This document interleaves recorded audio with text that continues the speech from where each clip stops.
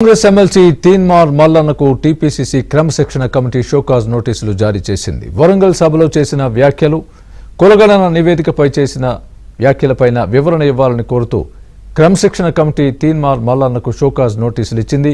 ఇటీవల రేవంత్ రెడ్డి అసెంబ్లీలో ప్రవేశపెట్టిన కులగణన నివేదిక ప్రతుల్ని మల్లన్న తగులబెట్టారు.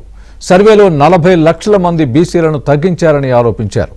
కులగణన నివేదికను వ్యతిరేకించాలని పిలుపునిచ్చారు.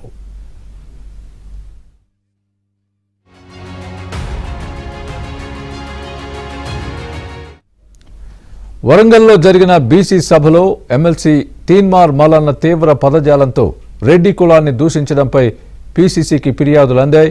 రెడ్డి కులాన్ని కించపరిచే విధంగా వ్యాఖ్యలు చేసిన అతనిపై చర్యలు తీసుకోవాలని పలువురు కోరారు. టీపీసీసీ అధ్యక్షుడు మహేష్ కుమార్ గౌడ్, ముఖ్యమంత్రి రేవంత్ రెడ్డి స్పందించి మల్లన్నను కాంగ్రెస్ నుంచి సస్పెండ్ చేయాలని డిమాండ్ చేశారు. రెడ్డి కులానికి బహిరంగ క్షమాపణ చెప్పి మల్లన్న తన వ్యాఖ్యల్ని వెనక్కి తీసుకోని పక్షంలో తెలంగాణ వ్యాప్తంగా ఆందోళనలు చేపడతామని ఆ సంఘం ప్రతినిధులు హెచ్చరించారు. వీటన్నింటిపైన వివరణ కోరుతూ టీపీసీసీ క్రమశిక్షణ కమిటీ చైర్మన్ జి చిన్నారెడ్డి మల్లన్నకు షోకాజ్ నోటీసులు జారీ చేశారు.